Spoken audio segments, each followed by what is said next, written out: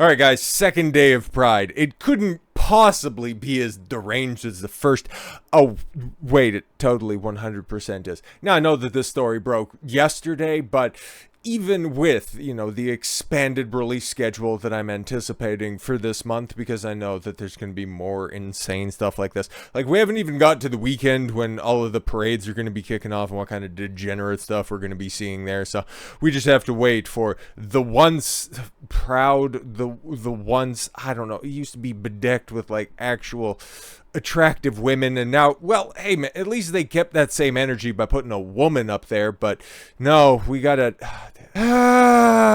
okay, introducing Logan Brown. Yes, the cover model for Pride Month. It's so great that they put that brown background. Fantastic. Why do they all have the nose piercing? That's whatever. And that's body paint as well. I seen a time lapse, and I'm not going to put anybody else through that, of painting everything on this chick who lopped off her tits but is still pregnant. And I just can't possibly imagine how screwed up that poor kid is going to be. Didn't ask for that at all whatsoever, but is being infused with all of that exogenous hormonal damage. It's, oh my god. Introducing Logan Brown, Glamour's Pride cover star.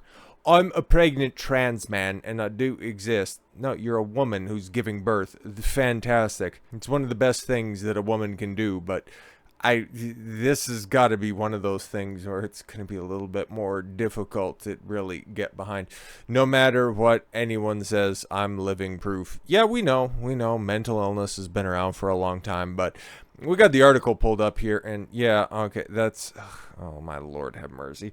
This is what it looked like prior to the paint job that's on there. So yeah, got the surgeries and all that stuff, and at least the top one, I don't like the bottom one. It wouldn't even make sense. I don't want to waste the mental capacity in order to try to figure out what is or isn't there, what would have had to have been done. All of it is mind-bending nightmare fuel. So let's just see how absolutely woke and degenerate this is. Logan, okay, Logan Brown. I'm a pregnant trans man, and I do exist. No matter what anyone says, I'm literally living proof. Oh my god. Recently, we did a stream on Mizzy, and I think I just seen Sneeko and Zerka did an interview with him last night. We might have to run that back on a stream, but I know we've seen the worst of British society recently, but I mean, it's really close. Mizzy's kind of a degenerate, but let's see. Okay, introducing Logan Brown, author, father, stop.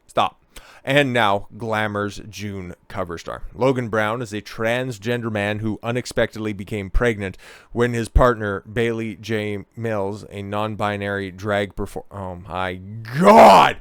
Ugh! Every fucking time. Glamour's Pride issue celebrates the allyship that exists between women and cisgender or not. Yes, all women. Trans women are women, right? And trans men can give birth. What are we doing? Asteroid, please, sometime. And transgender people through our shared experiences, in particular pregnancy, healthcare, and childbirth. Yo, that kid's gonna come out with a full fucking beard. But I did a little bit of preview on this, mostly because I just kind of hoped that there was no nudity in this article. That's about it. But there was also a big header that shows the biological sex of the kid, which is probably about the only description that you're ever going to get of that poor little fucking girl that's going to eventually be rolling out of that, I don't know what canal. Might end up being a C-section birth, because I don't know how a kid will squeeze through some sort of forearm penis. Oh my god. In March of 2023, Logan, a 27-year-old writer who also works as a residential children's support worker, yo, stay away from the kids, you fucking weirdo, rose to prominence when he began to share his journey as a pregnant transgender man on his blog Up the Duff Man. Now, as a big Simpsons fan, I know who the Duff Man is. But then, Up the Duff, I'm pretty sure that that's UK slang for backshots. I'm just not entirely sure which orifice we're talking about, nor do I really care. I don't want clarification. I just don't care. I don't care at all. While his writing resonated with and beyond the gay community, I doubt it, Logan and his partner Bailey Mills Mills. Wait, what? Who uses oh my, that poor kid, man. Yo, the kid's innocent in this. What are you doing? And is known for their Hun humor and drag performances on TikTok. Oh my god. We're subject to rampant transphobia, particularly from another TikToker who repeatedly comment men can't get pregnant. What a hateful, truthful statement across Logan's social media. Which one's Logan? Is that the chick? In display of solidarity, Logan and Bailey's followers were quick to condemn the transphobic, accurate comments. Great, wonderful. That's the side that believed in all of the science in 2020 and 2021, right? Ay, ay, ay. Glamour's Chloe Laws met Logan exactly 2 weeks before he gave birth to his daughter Nova. Oh my god, bro. Ugh. There was that story about that 19-year-old murderer. Oh, I'm sorry, a chick who gave birth to a kid and then threw it away in the trash can. That really did upset me quite a bit. This story right here might be recency bias, but I think this is probably in the overall more disturbing. Just saying. And it's day number 2, kids. It's day number 2. The sun is shining in Manchester. Oh, great. Very rare occurrence as far as I know. On an early May morning, a rarity given the summer, yes. I can't believe that this is an article. This is written kind of like that Shane Cashman article with Eliza Blue, but somehow less gay. Logan hasn't done much press before, especially not on-camera interview. No, but I thought, okay, maybe not formal press, but has TikTok and stuff like that, because of course, you know, mental illness and TikTok kind of go hand in hand. Like when a man fucks a woman unprotected and a child is created. Here we go. Several times throughout the interview, Logan apologizes for losing his train of thought because of his ADHD. Oh my god. If we already couldn't obviously see the mental illness on display, here you go, pull another card. He's conscious of giving good answers and jokingly asks if people do this a lot in interviews. I reassure him, honest, I don't care, get to the fucking degenerate questions. Congratulations on pregnancy. What does family mean for you? Well, it really doesn't much matter what a family is, right? You know, I've been brought up in a very close-knit family. No, that's a lie. Stop it, you're lying. And so to bring a baby into the world in a queer relationship, oh great, is the best feeling ever. Yes, this kid, oh my god, when a child enters the world, your life becomes about the kid raising a good, productive member of society. What's the first thing that comes out of this chick's mouth? I feel really good about doing this for my fantastic. And I think it's really important for her to be around. I don't know, man. We're just throwing around all of these fucking names willy-nilly and these quote-unquote pronouns that are very super important. I don't know who we're talking about. Since I was young, I always had these weird feelings and I never understood until I got older, probably to do with gender dysphoria or your ADHD. I don't know, man. Just shovel more pills into your face, stupid. Especially with my chest. I definitely been in situations where I've been binding down my chest, putting certain clothes on that I thought boys wore, and then immediately take them off in embarrassment. What, like t-shirts and jeans? Like, okay, yeah, you're a few years younger than I am. What, 6 years younger than I am? Even going to high school, definitely college, chicks were just wearing jeans and t-shirts, and it's like, okay, and baggy sweatshirts, like, it's a thing, right? Doesn't make you need to lop your tits off or anything like that, but okay, fantastic. I grew up in a tight-knit family where nobody stepped in to intervene and go, no, fuck is wrong with you? Several things.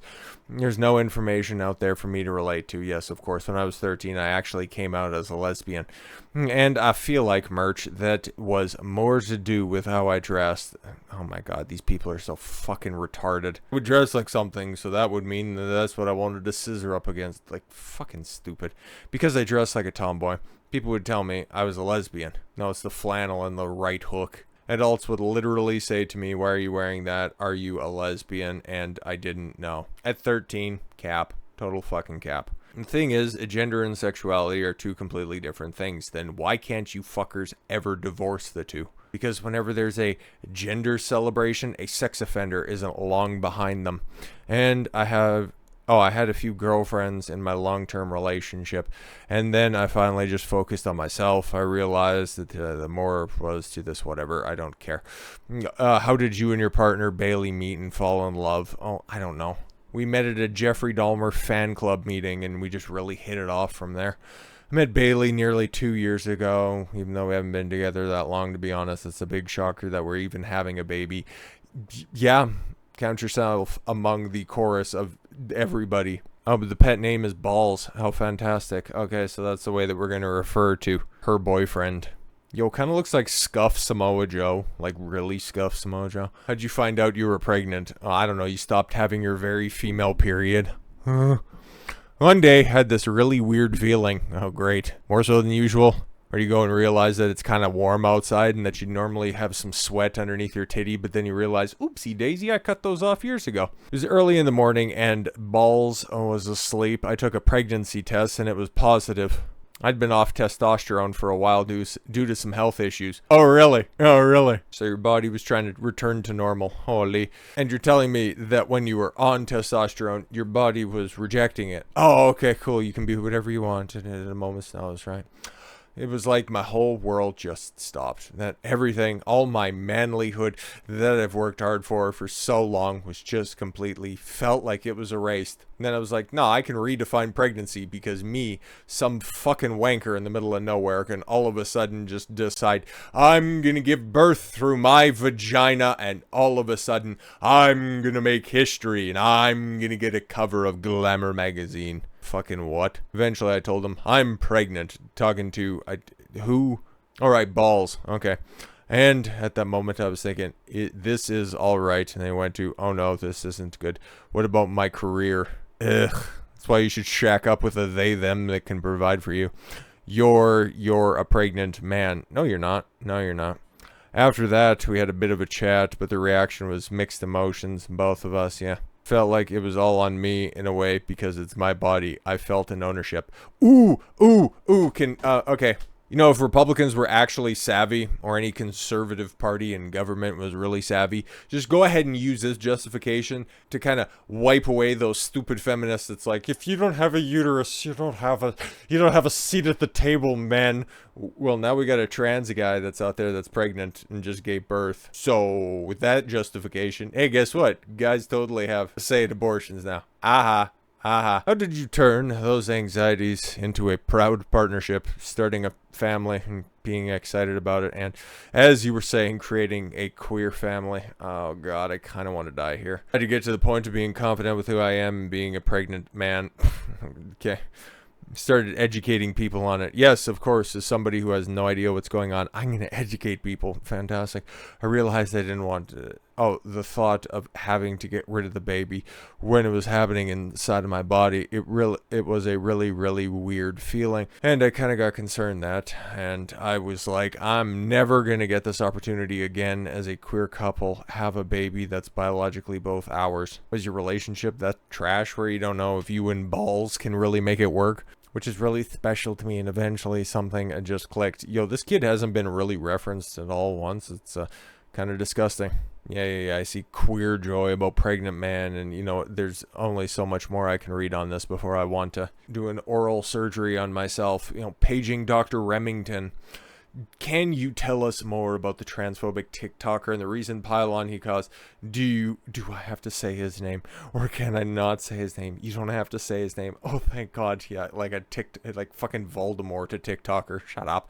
I don't want to give him any more clout. No, we can probably find it. That's just probably hilarious. Basically, just repeating the same. Men can't get pregnant. No, it doesn't really much matter how much testosterone this dude takes. Still a bitch at the end of the day. Obsessing all over social media content. Or comments, but you also didn't ban this person, so that means you just like the attention regardless. So hey man, you can go ahead and you can update the hardware, but the software remains the same. Yo man, there you go. That's gonna be the poster child. That's gonna be the poster child for Pride Month of 2023. Oh boy, it's gonna be a month now, isn't it?